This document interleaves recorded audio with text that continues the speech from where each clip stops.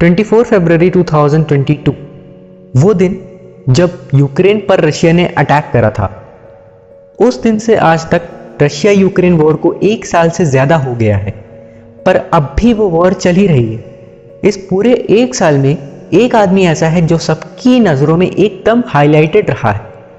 वो आदमी और कोई नहीं बल्कि रशियन प्रेसिडेंट व्लादिमीर पुतिन ही है, जिन्होंने 24 फरवरी 2022 को यूक्रेन पर अटैक करा था। इस पूरे 1 साल में बहुत से लोगों ने, इवन बहुत सारे देशों ने मिलकर पुतिन की इमेज एक खलनायक की बनाने की कोशिश की है, पर वो अपने देश में नायक बनते चले गए।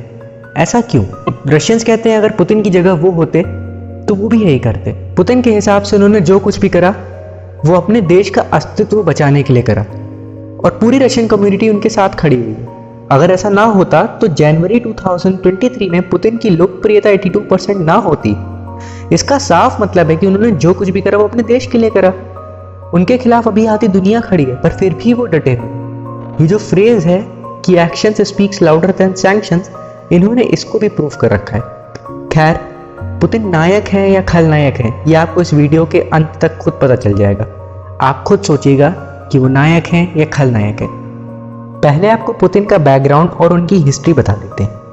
पुतिन का जन्म 7 अक्टूबर 1952 को लेनिनग्राद यानी कि आज के सेंट पीटर्सबर्ग में हुआ था। पुतिन एक नॉर्मल फैमिली से बिलोंग करते हैं। इनकी माँ एक फैक्ट्री वर्कर थी और पिताजी सोवियत नेवी में थे, और ये लोग एक ही अपार्टमेंट में 2 और फैमिलीज के साथ में रहते थे। मतलब एक ही अपार्टमेंट में 3 फैमिलीज शेयर करके रहती थी। उस समय सोवियत यूनियन में कोई भी रिलीजन अलाउड नहीं था, और पुतिन के पापा भी नास्तिक थे। इसलिए पुतिन की माँ अपने घर पर कभी कोई रिलीजियस एक्टिविटी नहीं करती थी, पर वो पुतिन को टाइम टाइम पर चर्च लेकर जाती थी। और क्या आप जानते हैं कि व्लादिमीर लेनिन और जोसेफ स्टालिन के यहाँ खाना बनाने वाले कौन थे? वो और कोई नहीं बल्कि पुतिन के दादाजी ही थे। पुतिन एक मूवी से इतना ज्यादा इंस्पायर हुए थे कि उन्होंने बचपन से ही एक अंडरकवर एजेंट बनने का मन बना लिया था। इसलिए वो आगे जाकर केजीबी, जो कि एक रशियन इंटेलिजेंस एजेंसी है, उसको ज्वाइन करते हैं।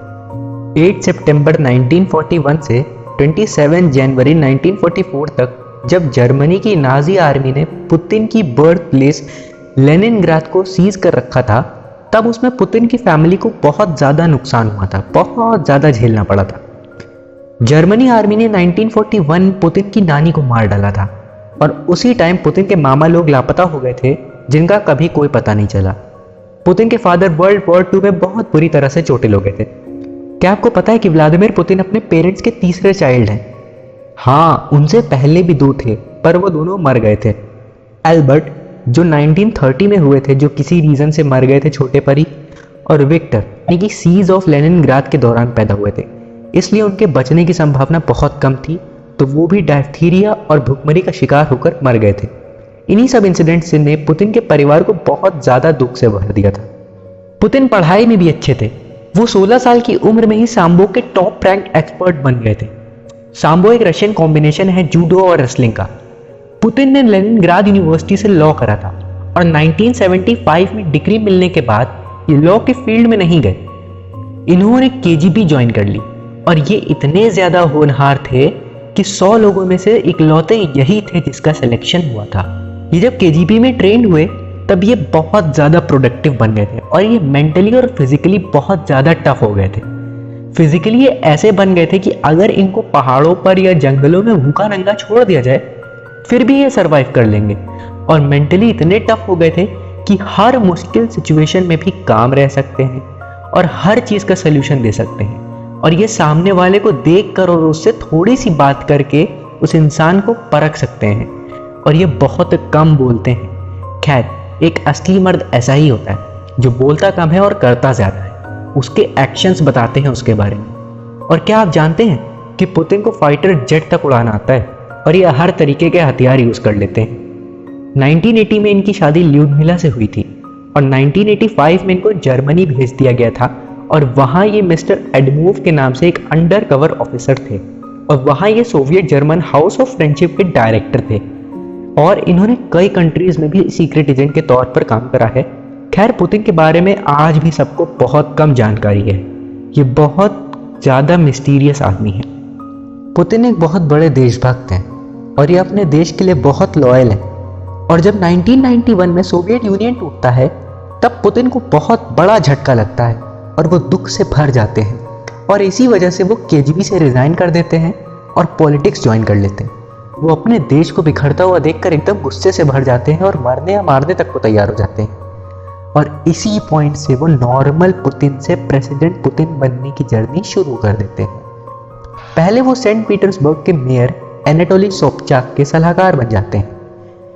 इसी समय सेंट पीटर्सबर्ग में बहुत ज़्यादा विकास होता है और जनता भी बहुत ज़्यादा खुश हो जाती है और फॉरेन इन्वेस्टर्स जैसे कोका कोला और जापानीज इलेक्ट्रॉनिक फर्म एनईसी भी सेंट पीटर्सबर्ग में इन्वेस्ट करती है। फिर पुतिन को 1997 में गोल्डन अपॉर्चुनिटी मिलती है। इनको क्रेमलिन का डिप्टी चीफ एडमिनिस्ट्रेटर बनने का न्योता मिलता है। फिर मार्च 1999 में ये सेक्रेटरी ऑफ सिक्योरिटी काउंसिल बनाए जाते हैं और इनका काम होता है फॉरेन पॉलिसी, नेशनल सिक्योरिटी जैसे मुद्दों पर प्रेसिडेंट को एडवाइस देना।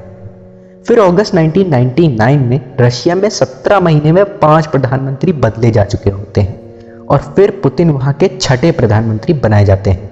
खुद देखिए आपकी 1991 में पॉलिटिक्स में एंट्री मारी और 8वें साल में ही प्राइम मिनिस्टर बनकर बैठ गए। जरूर इस आदमी में कुछ खासियत होगी। जब ये पीएम बनते हैं तब जनता को लगता है कि बहुत बोरिंग पर्सनैलिटी है और बहुत कम पॉलिटिकल एक्सपीरियंस है, क्या ही संभाल पाएगा, कुछ ही दिन का मेहमान है, फिर बदल दिया जाएगा। पर पुतिन बहुत ज़्यादा महत्वाकांक्षी इंसान है। उनको उस टाइम कुछ भी करके डूबते हुए रशिया को फिर से उगाना था और इसके लिए उनको ज़्यादा से ज़्यादा लोगों को अपने पक्ष में करना था और पुतिन अपनी इसी लक्ष्य में बहुत जल्दी ही सफल हो जाते हैं। पता है कैसे? होता यह है कि उस दौर में चेचन्या रीजन को रशिया से अलग करके एक स्वतंत्र राष्ट्र बनाने की मांग बहुत ज़्यादा जोर पकड़ रही थी और इसीलिए चेचन्या के अलगाववादी मॉस्को पर अटैक कर रहे थे और इसी में रशिया के लगभग 300 से ज़्यादा लोग मारे जाते हैं। और फिर पुतिन गुस्से में ऐसा एक्शन लेते हैं जिससे एक बार में सब रशियंस का दिल जीत और रशिया के दुश्मनों को एक कड़ा संदेश भी दे देते हैं।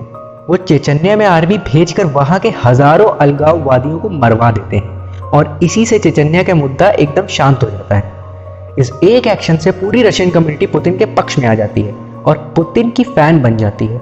रशियंस भी सोचने लगते हैं कि जो आदमी पीएम बनते ही इतना बड़ा एक्शन लेकर रशिया को एक बार और टूटने से बचा सकता है, वही हमें सोवियत यूनियन की जगह एक सुपर पावर रशिया दे सकता है। और वो ऐसे ही अपने स्ट्रिक्ट एक्शन से रशिया के पहले सबसे पॉपुलर प्रधानमंत्री बन जाते हैं। जो उस समय के रशिया के प्रेसिडेंट थे बोरिस येल्त्सिन, वो रशिया के सबसे वर्स्ट प्रेसिडेंट माने जाते हैं। लोग उनको वेस्टर्न पपेट भी कहते थे और उनके कई सारे एक्शंस ऐसे थे जिनसे रशिया और ज़्यादा डूब गया था। और बोरिस एक ड्रंकर्ड थे और उनकी पब्लिक इमेज भी काफ़ी गंदी थी, इसलिए उनको 31 दिसंबर 1999 में रिज़ाइन करना पड़ा और उनके रिज़ाइन करते ही पुतिन रशिया के नए राष्ट्रपति बन गए। और पुतिन के टाइम में सच में रशिया का बहुत ज़्यादा विकास हुआ और जनता भी बहुत खुश थी। देश के हर सेक्टर में मानो धन वर्षा होने लगी थी। रशिया की जीडीपी को तो जैसे पंख लग गए थे और पुतिन ने वेस्टर्न कंट्रीज से रिश्ते सुधारने की बहुत कोशिशें की थी, पर सबको पुतिन का अपने देश के बेनिफिट्स को फर्स्ट प्रायोरिटी मानने का नेचर पसंद नहीं आ रहा था और सब देशों को डर लग रहा था कि रशिया अगर सुपर पावर बन गया तो दुनिया में उन देशों का दबदबा खत्म हो जाएगा। और फिर कई चुनावों में पुतिन जीते और अपनी राजशाही कायम रखी और फिर कॉन्स्टिट्यूशन में ऐसा संशोधन करा जिससे अब ये 2036 तक प्रेसिडेंट ही रहेंगे। हाँ, इनके कुछ कदम हैं जिससे सिद्ध होता है कि तानाशाह है। पुतिन के स्टाइल और उनके नेचर को बहुत ज़्यादा अप्रिशिएट करा जाता है। पुतिन ने यूक्रेन पर सिर्फ इसलिए अटैक करा क्योंकि यूक्रेन के नाटो ज्वाइन करने के बाद रशिया का अस्तित्व खतरे में पड़ जाता। पुतिन को लगता है कि जैसे अमेरिका ने सोवियत यूनियन को बर्बाद करा, वो वैसे ही रशिया को बर्बाद कर देगा। इसलिए उसने 30 देशों को मिलाकर नाटो बनाया और रूस को घेर रहा है। उन्होंने बहुत ज़्यादा वार्निंग्स भी दी थी, पर फिर भी ज़ेलेंस्की नहीं माने और जिद पर अड़ गए नाटो ज्वाइन करने की। और ये जिद फर्जी थी पुतिन के हिसाब से, क्योंकि यूक्रेन को ज़रूरत नहीं थी नाटो को ज्वाइन करने की। ज़ेलेंस्की सिर्फ एक षड्यंत्र का शिकार हो गए थे और अब झेल रहे हैं। और इस पूरे ऑपरेशन में पुतिन के साथ उनके देश के नागरिक खड़े हैं। इसलिए पुतिन की लोकप्रियता जनवरी 2023 में 82% हो गई थी उनके देश में। वो अपने देश में नायक बनते गए पर बाहर खलनायक बन गए। खैर, पुतिन ने एक बात को तो प्रूव कर दिया कि अगर आपका लक्ष्य क्लियर है और आपका लक्ष्य देश हित में है, तब आपके साथ आपके देश के लोगों का पूरा सपोर्ट होगा और तभी आप पूरी दुनिया से अकेले लड़ पाएंगे। आज पुतिन के खिलाफ आधी दुनिया खड़ी है। फिर भी वो रूस के अस्तित्व की लड़ाई लड़ रहे हैं। उनको सब खलनायक इसलिए बता रहे हैं क्योंकि उन्होंने अपने देश के लिए सोचा और रशिया को सुपर पावर बनाया। ये लोग जो उनको डिफेम कर रहे हैं, क्या वो सही हैं? विचार करिएगा।